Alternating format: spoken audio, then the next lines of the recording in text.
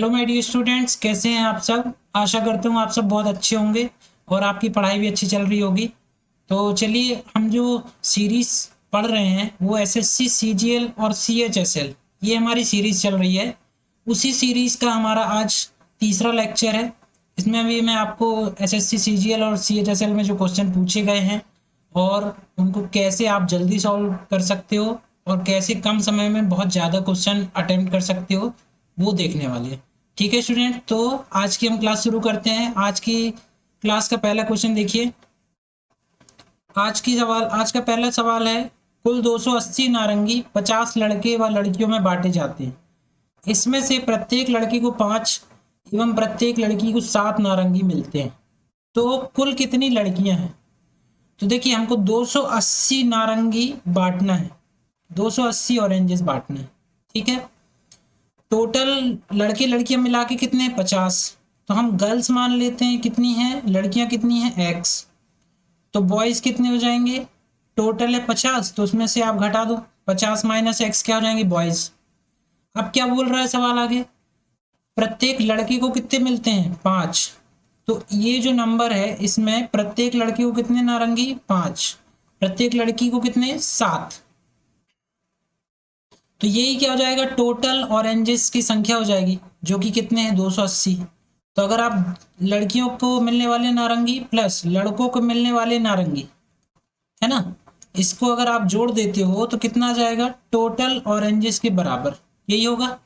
मैंने 5 का मल्टीप्लाइड करके लिख दिया हूँ। अब 7 में से 5 गया तो ये कितना बचेगा? 2x। 250 वहां चला गया, 280 में से घटाओगे तो 30, तो x बराबर कितना आ जाएगा? 15। और यही किसकी संख्या है? लड़कियों की संख्या। तो कौन सा आंसर सही हो जाएगा? हमारा सी वाला। ठीक है, अब आगे बढ़ते हैं। यदि दो संख्याओं का योगफल 84 है तथा उनका महत्तम समवर्त HCF कितना है? 12। तो हमको बताना है ऐसी कितनी कुल युग्मों की संख्या क्या होगी। ठीक है, तो हम पहले संख्याओं का देखो, संख्याएं जो होंगी वो मान लिया मैंने, अनुपात मान लिया। दो संख्याएं हैं, उनका अनुपात A अनुपात B है। अब आपको लग रहा होगा संख्या क्यों नहीं मानी आपने? संख्या इसलिए नहीं मानी क्योंकि हमको क्या दिया हुआ है? HCF दिया हुआ है। तो HCF जो होता है वो संख्या में क्या हुआ होता है? इनटू हुआ होता है। ऐसा मतलब जो संख्या है वो क्या होगी? 12A और 12B, ये होगी संख्या। ठीक है, क्योंकि HCF दोनों में कंबाइंड होता है ना, हाईएस्ट कॉमन फैक्टर। तो दोनों में कंबाइंड हाईएस्ट कॉमन फैक्टर कौन सा होगा? 12। ठीक है, तो 12A 12B, ये क्या हो गई? संख्या है। अब हमको बोल रहा है क्वेश्चन की दोनों जो संख्याएं हैं उनका योगफल कितना है? 84 है। इससे 12 कॉमन ले लोगे तो क्या आ जाएगा? A plus B is equal to 12 बटे में आ जाएगा, तो कितने बार कैंसिल हो जाएगा? 7 बार। 12 सत्ते 84। मतलब क्या आ रहा है? A प्लस बी बराबर 7 आ रहा है। ठीक है, A प्लस बी बराबर 7, मतलब ऐसी दो संख्याएं लेनी ही पड़ेंगी जिनका योगफल क्या हो? 7 हो। तो वही क्वेश्चन पूछ रहा है, कुल युग्मों, युग्म मतलब क्या होता है? पेयर। ऐसे कितने पेयर बनेंगे जिनका योगफल क्या हो? 7 हो। ठीक है, तो पेयर बनाने का रूल मैंने एक क्लास आपको पढ़ाई थी संख्याओं के बारे में। अगर आपने अभी तक वो क्लास नहीं देखी तो आप प्लेलिस्ट में जाकर देख सकते हो। वहां मैंने बताया हुआ है, जब भी आपको संख्याएं पेयर में बनानी पड़ती हैं, सपोज एक्स और वाई, ऐसे अगर आपको पेयर बनानी है संख्याओं के, तो इसकी क्या क्वालिटी होती है? इन दोनों का अगर आप HCF ले लो, क्या ले लो? HCF, तो वो क्या होना चाहिए? 1। तभी ये पेयर जो होते हैं वो कंप्लीट माने जाते हैं। ठीक है, तो A plus B is equal to 7, ऐसे कितने पेयर हो सकते हैं? देखिए, इस रूल के अकॉर्डिंग होना चाहिए। तो कितने हो सकते हैं? देखो, पहला आएगा 1 और 6। ठीक है, 6 और 1 नहीं लेना है, सिर्फ 1 और 6। ठीक है, फिर क्या हो जाएगा? 2 और 5, ये भी एक पेयर है। फिर क्या हो जाएगा? 3 और 4। तो ना 5 और 2 लेना है, ना 4 और 3 लेना है, एक ही बार आप एक संख्या को एक ही बार ऐसे लिखना है आपको। तो कितने पेयर बन रहे हैं? 3 पेयर। इसके अलावा और कोई कॉम्बिनेशन नहीं हो सकता। ठीक है, ये रूल भी देखो फॉलो हो रहा है इसमें। 1 और 6 का HCF कितना होता है? 1। 2 और 5 का HCF भी 1 होता है। 3 और 4 का भी 1 होता है। ठीक है, इसका मतलब कितने संभव पेयर हैं? 3। कौन सा आंसर है हमारा? बी वाला। ठीक है, अब आगे बढ़ते हैं। ये सवाल लिखा हुआ देखिए 1000 का क्यूब। इस तरह के सवाल पूछे जाते हैं एग्जाम में, तो आपको बहुत समय लगेगा अगर आप इसका क्यूब निकालने बैठोगे। ठीक है, तो आपको कैसे जल्दी सॉल्व करना है, देखो आप इसको लिख लो 1000 प्लस 1 का क्यूब, ऐसा लिख सकते हैं। क्या फायदा हुआ ऐसा लिखने का, फायदा ये है कि ए प्लस बी का होल क्यूब क्या होता है, a cube plus b cube plus 3ab और ब्रैकेट में a प्लस बी। इस चीज को आप ऐसे जमा दो, ठीक है। तो आप इसको क्या लिख लो 1000 का क्यूब प्लस 1 का क्यूब 1 प्लस 3 इंटू 1000 और इंटू 1, यहाँ क्या जाएगा a प्लस बी, मतलब 1000 प्लस 1। ठीक है, ये कितना हो जाएगा, इसको आप मल्टीप्लाइड करोगे तो 3003 और ये 1000 के 3 जीरो और लग जाएंगे, ये प्लस का 1 और यहाँ पर क्या हो जाएगा 1000 का क्यूब। ठीक है, अब आप इसको इस 1 को अगर आप इसमें ऐड कर दोगे तो क्या आ जाएगा 300 फिर 300 और ये 1, ये क्या हो जाएगा 1000 का क्यूब। अब इजी है, इसका आप क्यूब कैसे बनाओगे, 1000 का 3 बार है ना, तो ये 1000 हो गया, फिर 3 जीरो लगा दो, फिर 3 जीरो लगा दो, बस इस संख्या को इसमें जोड़ना है। क्या जाएगा 100, फिर आ जाएगा 3, फिर 00, फिर आ जाएगा 3। इसको आप ऐड कर दीजिए, कितना हो जाएगा 1, ये 00, फिर 3, फिर ये 00, फिर 3, फिर 00, 1। तो देखिए कौन सा आंसर दिख रहा है हमारा 100 300, 100 300 301, ये सी वाला आंसर हमारा सही हो जाएगा। ठीक है, चलिए आगे बढ़ते हैं। ये जो संख्या लिखी है किस संख्या से विभाजित है, अब ऐसी संख्याओं के लिए आपको थोड़ा सा दिमाग लगाना पड़ेगा। 3 की पावर 11 नहीं सॉल्व करना है, न 3 की पावर 12, जो चीज इसमें कॉमन है उसको कॉमन ले लो। तो देखो 3 की पावर 11 सब में कॉमन है, 3 की पावर 11 ले लोगे तो यहाँ 1 बचेगा, प्लस यहाँ 11 पावर चली गई तो कितना बचेगा 3 की पावर 1, यहाँ कितना बचेगा 3 की पावर 2, प्लस यहाँ कितना बचेगा 3 की पावर 3, यही बचेगा। 3 की पावर 11 को हमने कॉमन ले लिया, तो ये कितना हो गया 1 प्लस कितना आएगा 3 प्लस 9 प्लस 27, ये कितना हो रहा है देखो जोड़ लो इसको, ये 30 और 10 40, तो ये 40 इंटू 3 की पावर 11। अब ये 40 किससे डिवाइड है, देखो 7 से नहीं होगा, 11 से नहीं होगा, 14 से नहीं होगा, किससे डिवाइड होगा 8 से। ठीक है, आगे समझ में, अब आगे बढ़ते हैं। किसी कक्षा में सभी छात्रों की औसत लंबाई a सेंटीमीटर है, ठीक है, इनमें से 10 छात्रों की औसत लंबाई b सेंटीमीटर है, ये भी ठीक है, शेष छात्रों की औसत लंबाई c सेंटीमीटर है। ठीक, कक्षा में छात्रों की संख्या बताइए। तो संख्या आप क्या करो, संख्या पहले मान लो, वो पता नहीं है संख्या कितनी है, संख्या हो गई x।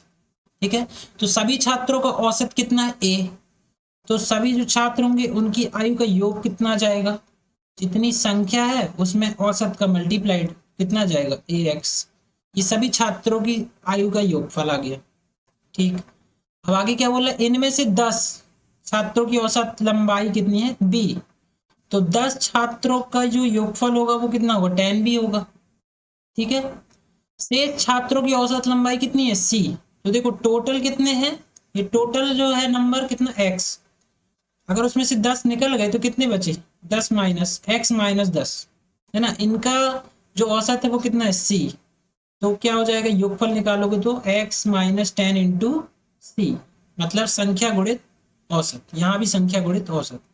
अब देखिए ये टोटल सबका योगफल है और ये दोनों अगर आप मिला दोगे तो ये भी सबका योगफल आ जाएगा। तो इनको अगर आप ऐसा लिखोगे, ये सभी की आयु का योगफल बराबर ये 10 लोगों की आयु का योगफल प्लस ये शेष जो बच गए हैं उनकी आयु का योगफल। इसको सॉल्व कर लो, x की वैल्यू आ जाएगी और वही हमको ज्ञात करना है।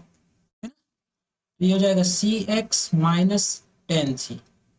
ठीक है, x वाले को x तरफ ले आओगे तो क्या जाएगा a माइनस सी, ये x ब्रैकेट में, ये कितना बचेगा 10 कॉमन ले लो तो क्या बचेगा b माइनस सी। x की वैल्यू चाहिए आपको 10b minus c upon a minus c, तो कौन सा आंसर सही हो जाएगा? देखो ऑप्शन में 10b-c, 10b-c upon a-c, D वाला आंसर हमारा सही हो जाएगा। चलिए आगे बढ़ते हैं। ये सवाल देखिए, a+b/b+c/c+a 6 7 8। a+b+c की वैल्यू दी है 14, तो c का मान बताना है। सबसे पहले आप क्या करो, a+b इसको क्या मान लो, ये वैल्यू कितनी है 6k, क्योंकि कोई ना कोई नंबर का मल्टीप्लाइड आपको करना पड़ेगा, है ना। b+c, ये b है, b+c बराबर क्या मान लो 7k, c+a बराबर क्या मान लो 8k। ठीक है, इन सबको जोड़ लीजिए, कितना जाएगा, यहाँ सब दो दो बार हैं तो 2a+b+c बराबर कितना जाएगा, 8 7 15 और 6 21 के। तो a+b की वैल्यू कितनी है हमको बता दी गई है 14, है ना। ये 21 इंटू के, 7 से कट जाएगा 2 बार और 7 से कट जाएगा 3 बार, सो k इज इक्वल टू 4/3। ये हमारे पास आ गया, k इज इक्वल टू 4/3। ठीक है स्टूडेंट्स, अब हमको क्या निकालना है, देखो c की वैल्यू निकालना है। अब आप थोड़ा सा दिमाग लगाइए, अगर मैं a+b+c इसमें से मैं क्या घटा दूं, a+b घटा दूं, तो हमें c मिल जाएगा। देखो a+b+c में से a+b घटा दोगे तो क्या मिल जाएगा, c मिल जाएगा। तो a+b की वैल्यू कितनी है 14, माइनस a+b की वैल्यू कितनी है 6k, 6k मतलब 6 इंटू 4/3, के की वैल्यू रख दी, 3 से कट गया 2 बार, कितना हो गया 4 दूनी 8, तो 14 माइनस 8 कितना आ जाएगा 6। ऐसे करके आप आंसर निकाल सकते हो, ए वाला आंसर सही हो जाएगा। चलिए आगे बढ़ते हैं। कोई दुकानदार किस अनुपात में 12 रुपए प्रति किलोग्राम वाली और 7 रुपए प्रति किलोग्राम वाली चीनी को मिश्रित करे ताकि मिश्रण का मूल्य 8 रुपए प्रति किलोग्राम हो जाए। अब ये सवाल एसएससी सीजीएल के मेंस में पूछा गया है, कितना आसान सवाल है देखिए। ये मिश्रण का कॉन्सेप्ट है, बहुत ही आसान है। 12, ये 7 और ये हो गया 8, बस इसको यहाँ से घटा दीजिए, आपका आंसर आ जाएगा 1:4। कौन सा आंसर, बी वाला। तो कई बार बहुत आसान सवाल भी पूछ लेता है एसएससी, जरूरी नहीं कि बहुत टफ सवाल ही है, कुछ क्वेश्चन बहुत इजी सॉल्व होने वाले डाले जाते हैं ताकि आपको तो समय ना लगे और आप आसानी से उनका जवाब दे सके। ठीक है, उन्हीं में से ये एक क्वेश्चन था। चलिए आगे बढ़ते हैं। ताजे फलों में पानी की मात्रा 68%, सूखे फलों में 20% है, तो 100 किलोग्राम ताजे फलों से कितना सूखा फल प्राप्त किया जा सकता है। ठीक है, तो देखो ये फ्रेश फ्रेश फल हो गए, इनटू इसमें कितने हैं 68%, तो 68 को 100 में से घटा के लिखोगे तो कितना जाएगा 32। ये बराबर किसके, हमको क्या चाहिए, सूखे फलों में कितना पानी है, ताजे फलों में कितना सूखा फल है, तो ये ड्राई आ गया, ड्राई इंटू 100 में से घटा दो 80, ये कैंसर। ठीक है, F/D इज इक्वल टू 80/32। 8 से काटोगे 10 बार कट जाएगा, ये 4 बार, है ना, 2 से 5/2। ठीक है स्टूडेंट्स, तो ये मैंने 32 क्यों लिखा और 80 क्यों लिखा ये मैं आपको बता देता हूँ। ताजे फलों में पानी की मात्रा 68%, हमको पानी की मात्रा नहीं लेना है, हमको किसकी मात्रा लेना है, उसके अंदर जो पल्प है, जो फ्रेश फ्रूट भरा हुआ है उसकी मात्रा लेना है। ठीक है, क्यों, क्योंकि क्वेश्चन में क्या पूछा है, देखो 100 किलोग्राम ताजे फलों से कितना सूखा फल प्राप्त किया जा सकता है, पानी की बात नहीं किया है। अगर पानी होता तो यहाँ पानी लिखते हैं, अगर फल पूछा है तो हम क्या लिखेंगे, इस पानी को हटा के मतलब 100 में से घटा के लिखेंगे कि फ्रेश फ्रूट में 32% फल मौजूद है और सूखे फलों में 80% फल मौजूद है। ठीक है, तो हमने फ्रेश फलों का और सूखे फलों का रेशो निकाल लिया कि फ्रेश वाले में कितने रेशो चल रहा है 5 का और सूखे वाले में कितने का चल रहा है रेशो 2 का। अब वो क्या बोल रहे हैं, देखो 100 किलोग्राम ताजे फल, फ्रेश वाला अगर 100 किलोग्राम है तो 5 की वैल्यू 100 है, 100/5 हमको किसकी निकालना है, 2 की निकालना है। तो 5 से काट दोगे तो कितने बार, 20 बार कट गया, मतलब 20 दूनी कितना हो गया 40। तो 100 किलोग्राम से ही हमको क्या निकालना था, ताजे फल निकालना था, तो कितनी वैल्यू आएगी इसकी 40 किलोग्राम। ठीक है, चलिए आगे बढ़ते हैं। एक व्यक्ति किसी वस्तु को एक निश्चित मूल्य पर बेचकर 20% का लाभ कमाता है, ठीक। यदि वह इसे दोगुने मूल्य पर बेचता तो उसे कितने प्रतिशत का लाभ होता? अगर यहाँ पर आपको कुछ भी नहीं पता तो आप कॉस्ट प्राइस क्या मान लो, 100 रुपए, ठीक है। 20% का प्रॉफिट हो रहा है, मतलब सेलिंग प्राइस कितना है, 120 रुपए, ठीक है। यदि वह इसे दोगुने मूल्य पर बेचे, अब इसमें ना बेच करके कितने में बेचे, 120 गुणित 2, मतलब कितने में बेच रहा है, 240 रुपए में बेच रहा है। तो प्रॉफिट कितना होगा बताइए, प्रॉफिट हो जाएगा कितना, 240 माइनस 100 कितना, 140। तो ये 140 100 का कितना परसेंट है, 140%। तो कितना आंसर हो जाएगा इसका, 140। अगर डबल पे बेचेगा तो कितना लाभ होगा उसको, 140% का लाभ होगा, ठीक है स्टूडेंट्स। आगे बढ़ते हैं। 30%, 20% और 10% की क्रमिक छूट को एकल छूट में बदलने पर इसका मान होगा। ये सवाल बार बार एग्जाम में पूछा जाता है। मैं इसका आपको बहुत अच्छा तरीका बताता हूँ, आप फॉर्मूला याद मत करो, डायरेक्ट बता रहा हूँ। देखो 30% का क्या मतलब होता है, 30/100 मतलब 3/10, ठीक है। 20% का क्या मतलब होता है, 20/100 मतलब 1/5। और 10% का क्या मतलब होता है, 10/100 मतलब 1/10। अब यहीं से आप निकाल सकते हो वैल्यू, क्या 10 रुपए की चीज 3 रुपए की छूट दे रहा है तो कितने में बेच रहा है, 7 में, ठीक है। 5 रुपए की जो भी वस्तु है उसको 1 रुपए की छूट दे रहा है तो कितने में बेच रहा है, 4 रुपए में।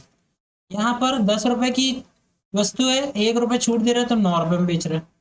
इसको गुणा कर लो, कितना जाएगा ये 500, तो ये कितना जाएगा, 9×4 = 13 और 7 कितना जाएगा, 10, है ना।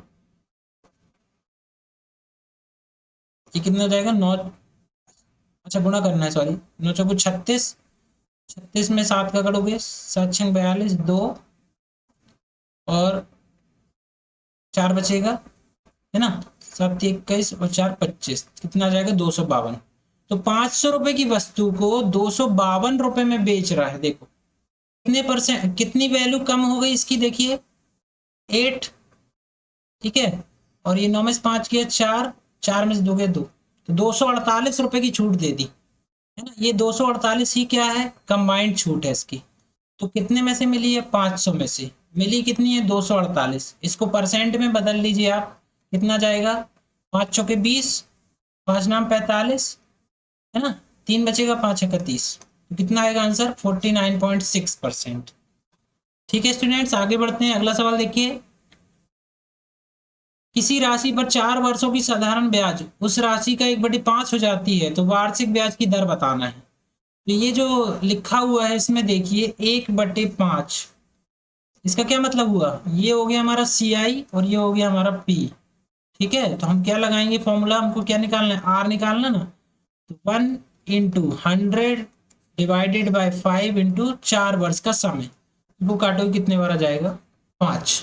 तो दर कितनी हो गई, 5%। ठीक है, ये बहुत आसान सवाल है, SSC में पूछा गया है। चलिए आगे बढ़ते हैं, अगला सवाल देखिए। ये क्या पूछ रहा है, 6,250 रुपए 8% वार्षिक दर से 2 वर्षों के CI व SI का अंतर ज्ञात कीजिए। ये डिफरेंस वाला क्वेश्चन हमेशा पूछा जाता है। इसके लिए मैं आपको एक फॉर्मूला बता रहा हूँ, उसको आप याद कर लो अच्छे से।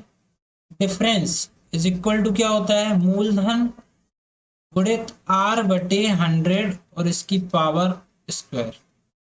ये 2 वर्षों का CI और SI का अंतर दिया हो तो ये सूत्र लगेगा, 3 वर्ष का दिया हो तो दूसरा सूत्र लगता है, 4 वर्ष का दिया हो तो अलग सूत्र लगता है।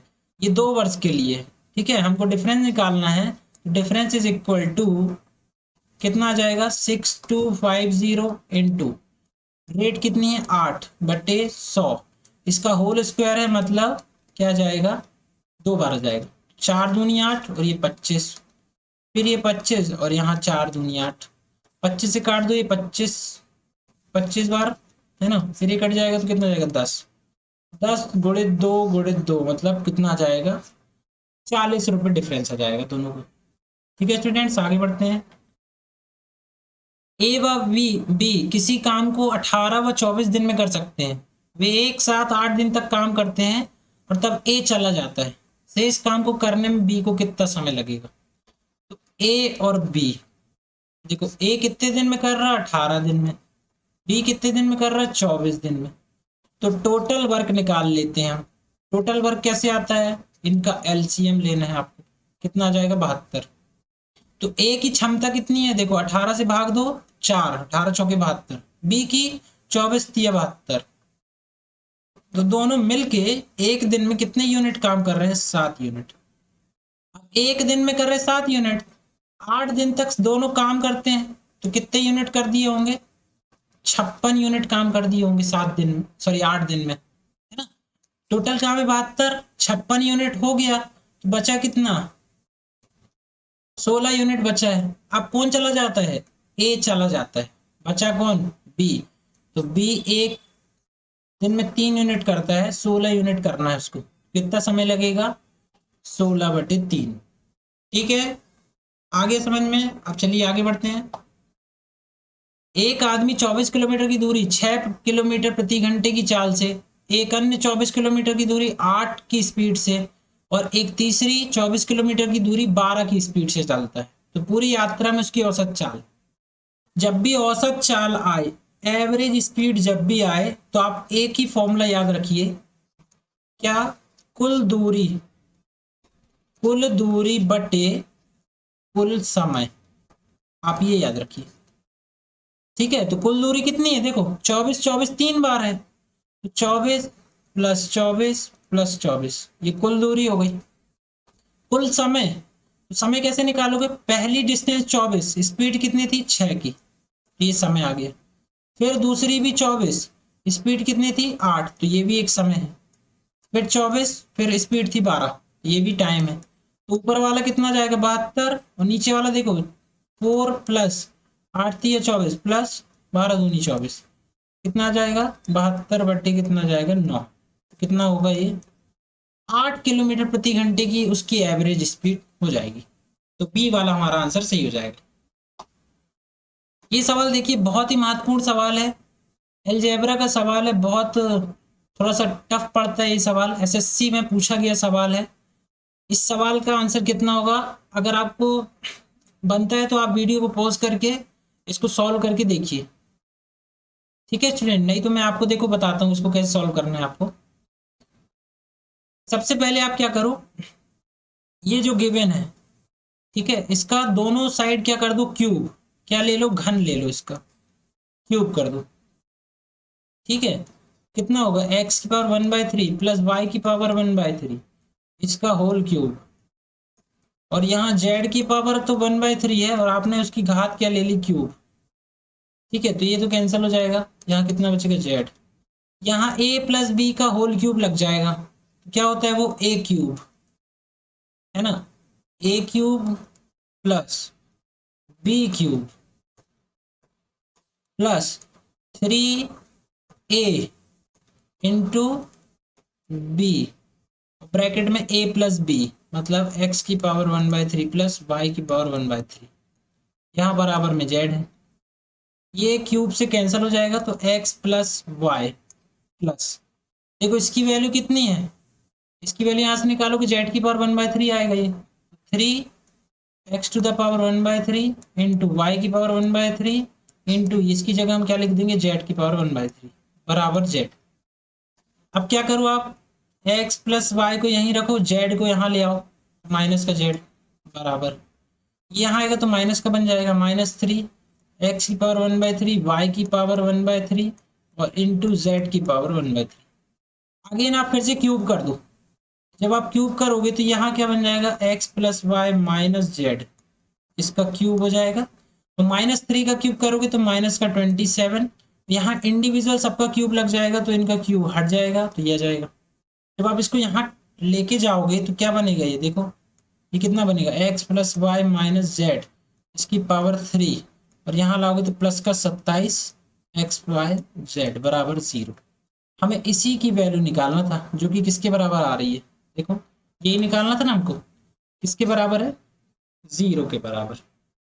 ठीक है स्टूडेंट्स, तो ये थी आज की हमारी क्लास, इसमें मैंने एसएससी में पूछे गए कुछ क्वेश्चंस को आपको रिवाइज कराया है, और कैसे उनको आसानी से सॉल्व कर सकते हैं वो ट्रिक बताइए। तो आप इस ट्रिक को फॉलो करिए और अगर आपको कुछ डाउट होता है तो आप कमेंट करके मुझसे पूछ सकते हैं।